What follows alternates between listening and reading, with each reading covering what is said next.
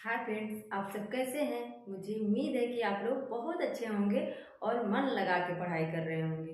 मैंने आप लोगों से कहा ही था कि पढ़ाई करते समय कौन सा मतलब पूरे कॉन्सेंट्रेट के साथ मन लगा के पढ़ाई करिएगा।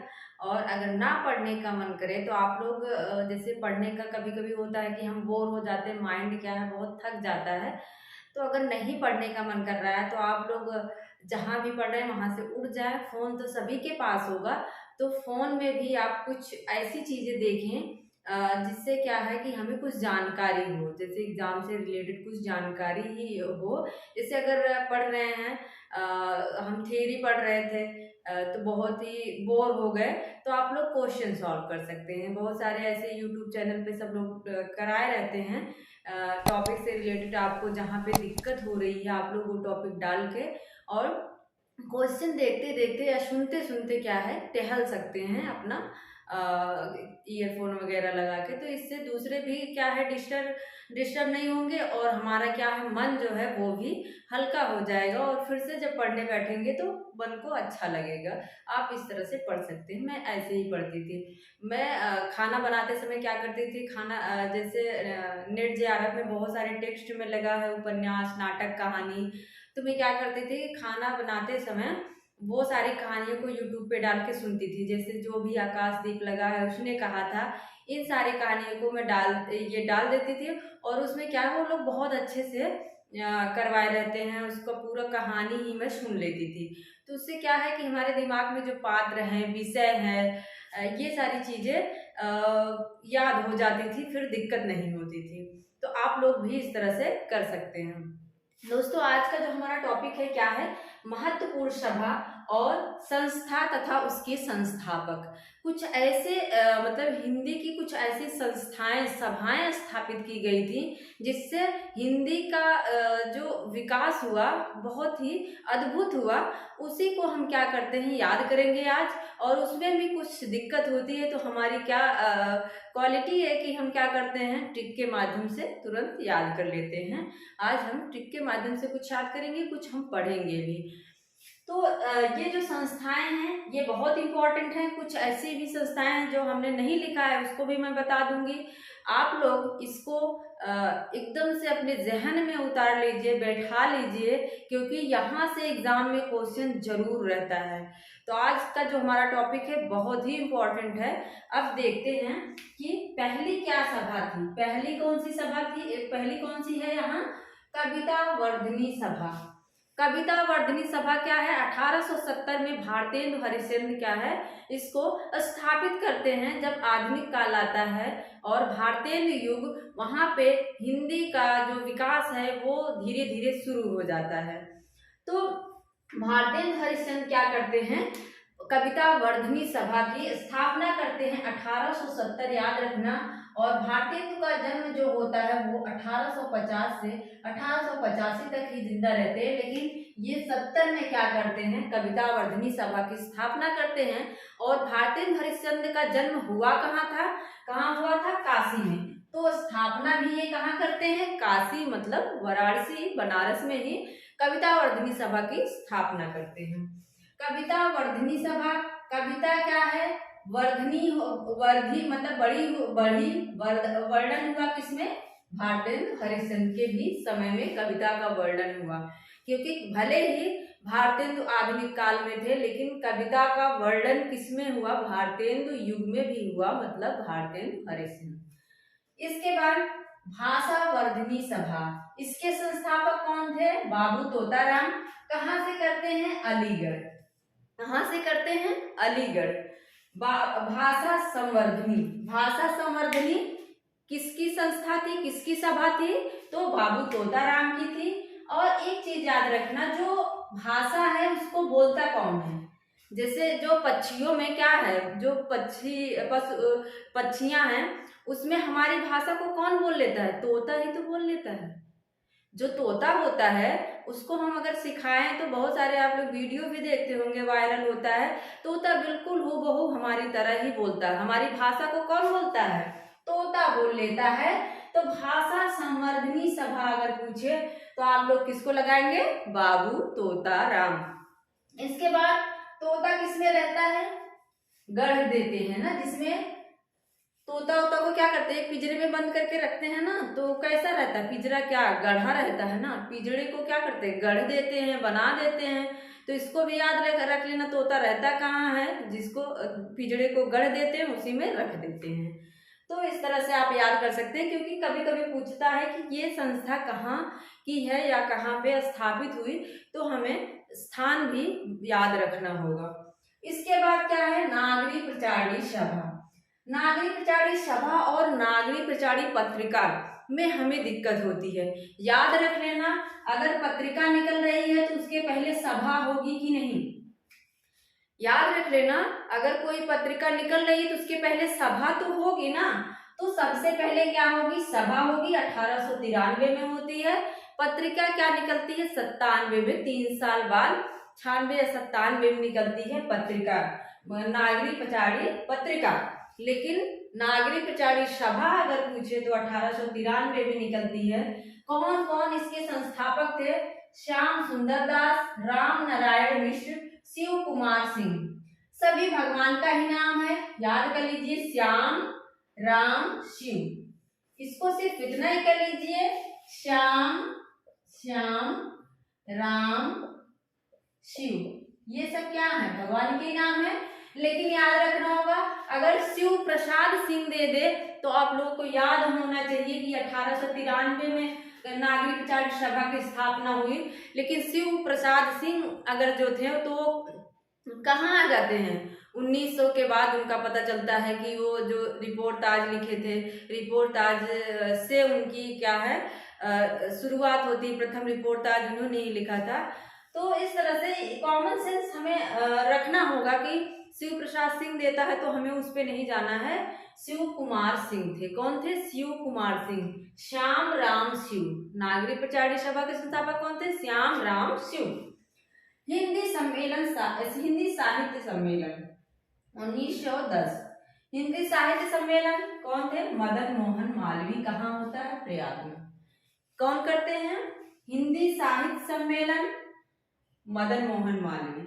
जो हिंदी साहित्य सम्मेलन होता है उसमें कैसे लोग रहते हैं, बड़े ही क्या रहते हैं, मदमस्त लोग रहते हैं, मन को मोहने वाले रहते हैं। कविताएं होती हैं, कुछ उसमें व्यंग होते हैं, तो क्या होता है, वो मन को मोहने वाले रहते हैं। तो इससे याद रख लेना कि हिंदी साहित्य सम्मेलन क्या है, मदन मोहन मालवीय इसके संस्थापक थे। और ऐसी संस्थाएं होती कहाँ है, प्रयागराज में।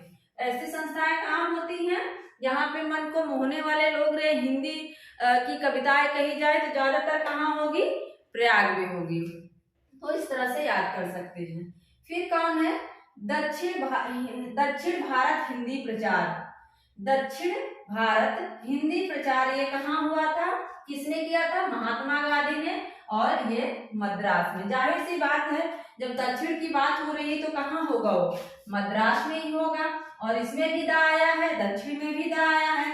इतना याद रखना है। अगर दक्षिण प्रचार हिंदी प्रचार सभा पूछे कि कहाँ हुई थी, तो दक्षिण का मतलब कोई दक्षिण का ही राज्य होगा या दक्षिण का कोई एरिया होगा जहाँ पे ये सभा हुई रही होगी।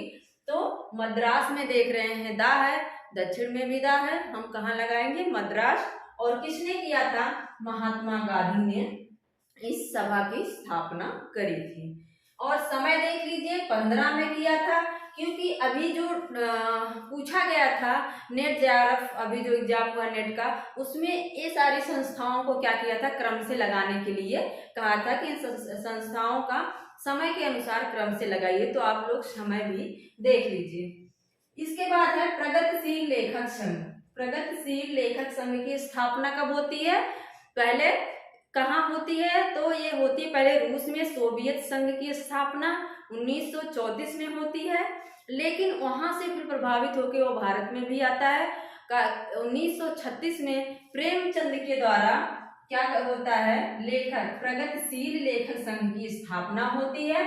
और कहाँ होती है, लखनऊ में होती है। कहाँ होती है, लखनऊ में होती है। और प्रगतिशील लेखक संघ से ही क्या होता है, प्रगतिवाद की फिर शुरुआत होती है, प्रगतिवाद शुरू हो जाता है। इसके बाद कौन है? साहित्य अकादमी 1954 ईस्वी।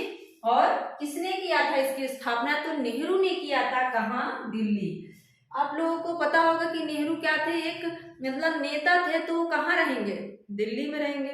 लेकिन उनका जो है यहाँ इलाहाबाद में वो तो है ही, लेकिन एक हमें कॉमन सेंस लगाना है कि वो एक नेता थे तो दिल्ली में ही रहेंगे। दिल्ली में सारे सबके जो है घर है, तो वहां पे क्या करते हैं? ये साहित्य अकादमी की स्थापना करते हैं 1954 में। लेकिन जब मिलना शुरू होता है हिंदी में प्रथम साहित्य अकादमी 1955 में मिलता है। कितना?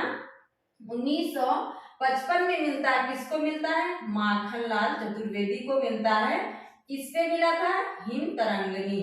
हिम तरंगिणी पे क्या मिलता है इनको? साहित्य अकादमी मिलता है 1955 में। इस बात को आप लोग याद रखना। इसके बाद है ब्रह्म समाज। ब्रह्म समाज का भी हिंदी के विकास में बहुत योगदान रहा। तो ब्रह्म समाज 28 में 1928 ईस्वी।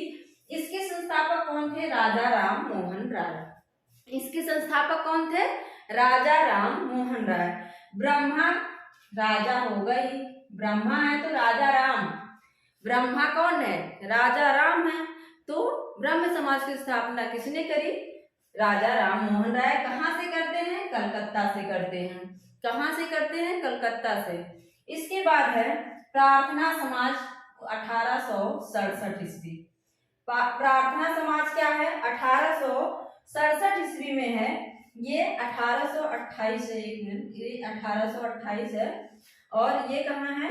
1867 में महादेव गोविंद रनाडे। कौन करता है प्रार्थना?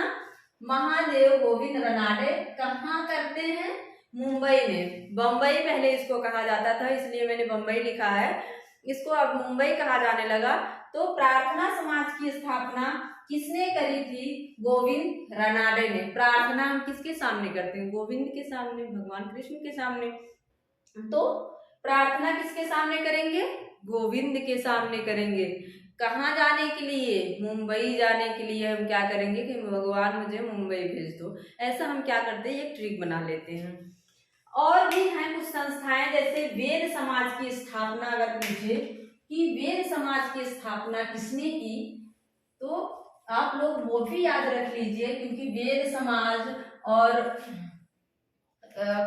रामकृष्ण मिशन ये सारी चीजें बहुत पूछी गई हैं।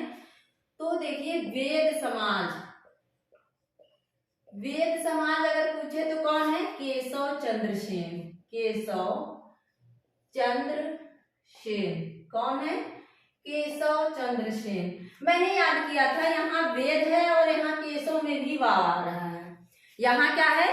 वेद है, नाम में भी वेद है, और यहाँ भी क्या है? केशव में भी वाव आ रहा है। तो केशव चंद्र सेन क्या करेंगे? वेद समाज की स्थापना 1867 ईस्वी में करते हैं। मतलब जितना प्रार्थना समाज का समय है वही इसका भी है। एक बहुत पूछा जाता है सत्य शोधक समाज। सत्य शोधक समाज की स्थापना किसने की? ज्योतिबा फूले ने। किसने की? ज्योतिबा बाई फूले। ज्योतिबा बाई फूले ने की थी।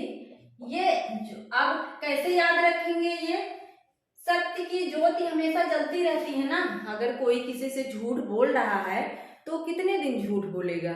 उसका क्या है? उसका एक समय होता है, कभी न कभी उसका झूठ सामने आता ही है। तो सत्य की ज्योति क्या है? हमेशा जलती रहती है। इससे आप लोग याद कर लीजिए कि सत्य शोधक समाज की स्थापना किसने की? ज्योतिबा फूले ने। इसके बाद है आर्य समाज। ये भी पूछा जाता है। आर्य समाज, आर्य समाज इसकी स्थापना 1875 में होती है। और किसने की थी? दयानंद सरस्वती। दयानंद सरस्वती ने की थी। दयानंद सरस्वती ने की थी आर्य समाज। वैसे भी आप लोग याद रख लेना चाहिए कि आर्य समाज, ये सारे समाज क्या है? बहुत इंपॉर्टेंट है। आर्य मैंने देखा था यहाँ ए या है, और आर्य में भी या है। आर्य में भी या है और दया में भी आ है, तो मैंने इससे याद कर लिया था कि आर्य समाज की स्थापना किसने की थी? दयानंद सरस्वती ने। और देख लीजिए, एक है राम कृष्ण मिशन। राम कृष्ण मिशन ये भी पूछा जाता है कितने में? 1897 में। कौन करता है ये? ये तो स्वामी कौन है? स्वामी विवेकानंद। कौन करते हैं? स्वामी विवेकानंद। ये बहुत ही अपने आप में महान व्यक्तित्व थे स्वामी विवेकानंद। इन्होंने ही क्या किया? रामकृष्ण मिशन की 1897 ईस्वी में इसकी स्थापना की है। मुझे लगता है कि जितना भी मैंने बताया बहुत इम्पोर्टेंट है, और आप लोग इसको याद कर लीजिए। और मेरा नेक्स्ट वीडियो के आने में, मतलब नेक्स्ट वीडियो में सोचूंगी कि कौन सा टॉपिक ऐसा लाऊं जो क्वेश्चन बहुत ही ज़्यादा पूछा जाता है। और पूरा वीडियो देखने के लिए आप लोगों का बहुत बहुत धन्यवाद। Thank you.